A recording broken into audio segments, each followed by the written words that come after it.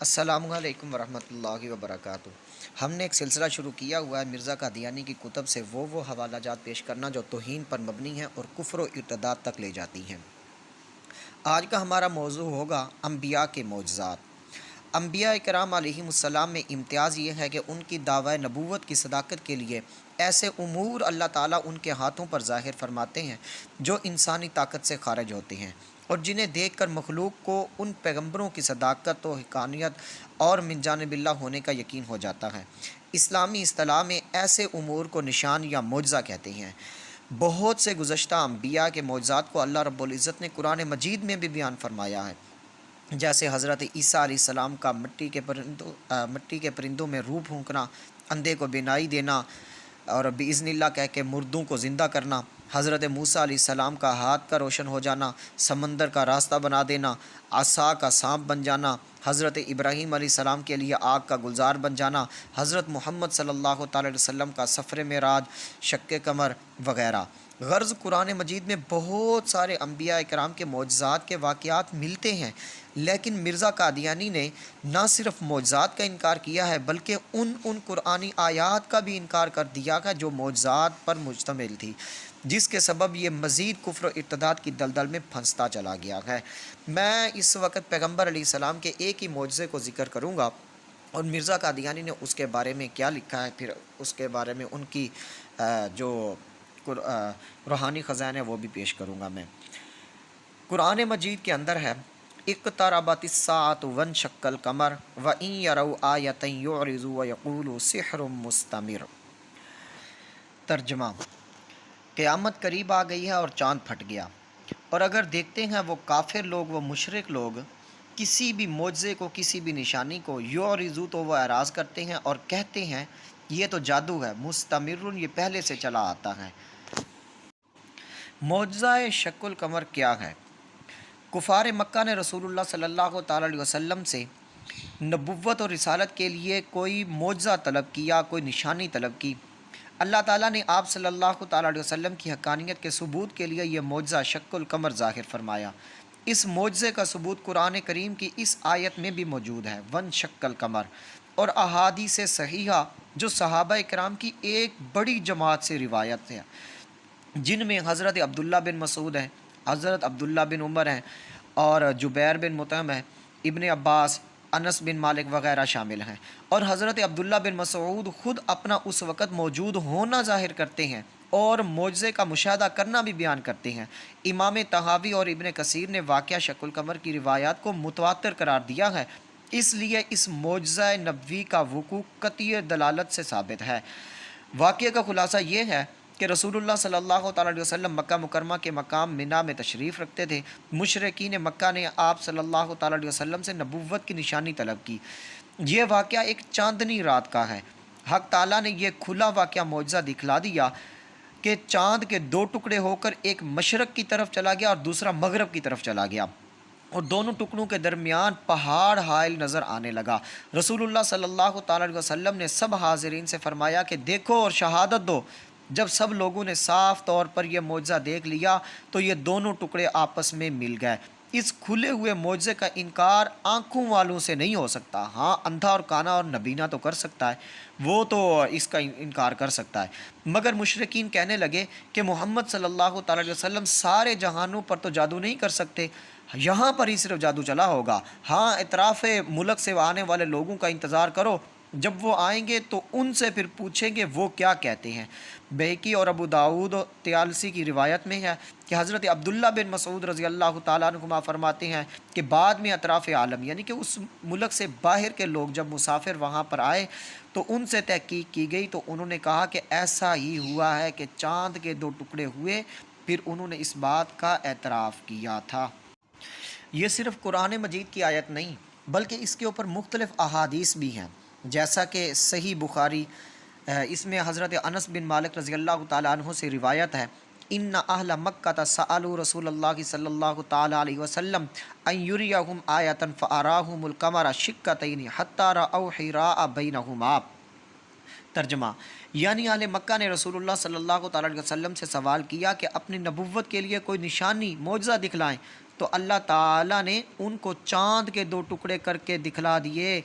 یہاں تک کہ انہوں نے جبل حرا کو دونوں ٹکڑوں کے درمیان دیکھا۔ یہ صحیح بخاری کی ہے۔ پھر صحیح بخاری اور مسلم اور مسند احمد میں حضرت عبداللہ ابن مسعود سے روایت ہے،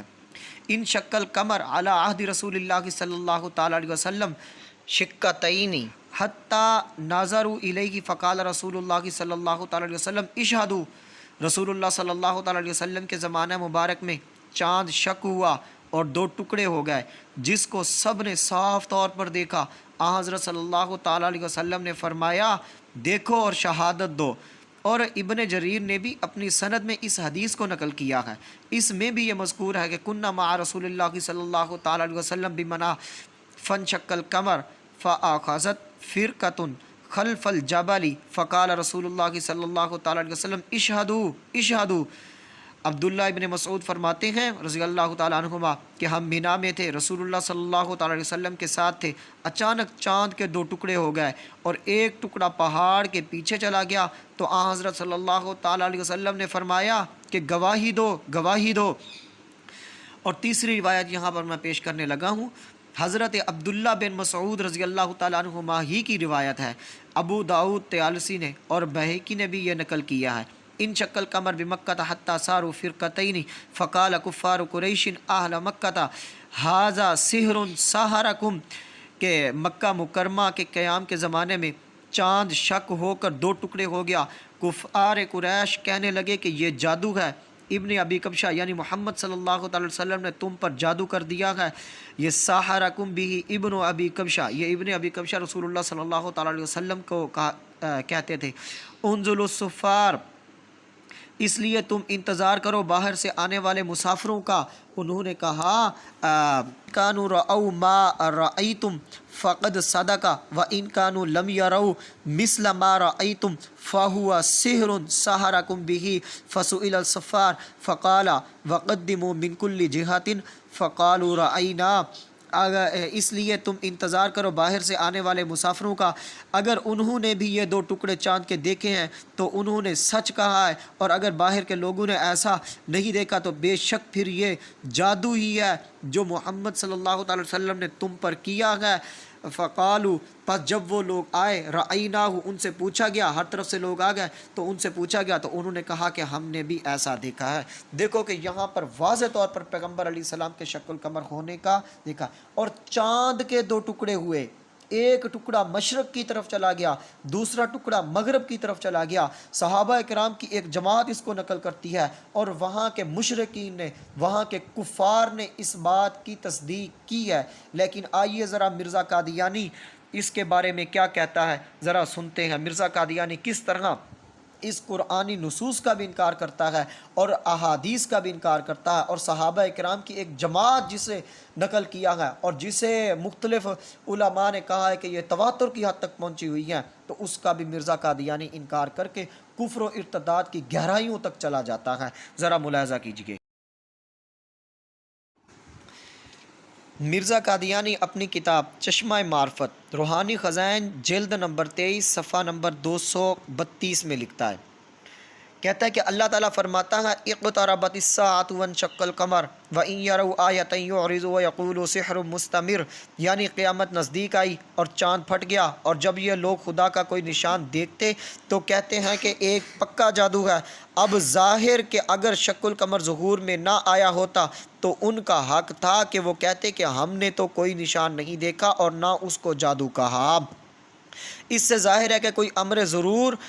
ظہور میں آیا تھا جس کا نام شق القمر رکھا۔ بعض نے یہ بھی لکھا ہے کہ وہ ایک عجیب قسم کا خسوف تھا جس کو قرآن شریف نے پہلے خبر دی تھی، اور یہ آیتیں بطور پیشن گوئی کے ہیں۔ اس صورت میں شک کا لفظ محض استعارہ کے رنگ میں ہوگا،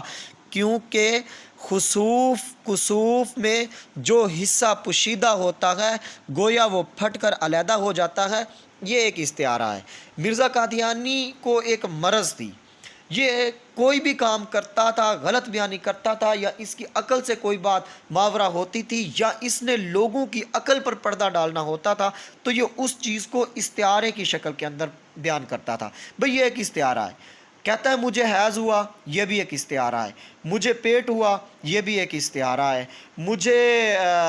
مریمی صفت کے اندر ڈالا گیا، یہ بھی ایک استعارہ ہے، میرے ساتھ یلاش نے رجولیت کی، یہ بھی ایک استعارہ ہے۔ اس بندے کو مرض تھی کہ ہر بات کو استعارے کی شکل میں لے جاتا تھا۔ یہ دوسرا حوالہ میں اس وقت آپ کے سامنے پیش کر رہا ہوں، روحانی خزائن جلد نمبر 18 صفحہ نمبر 506 اور 7 پر ہے، نزول المسیح ہے یہ، صفحہ نمبر 28 کے اوپر۔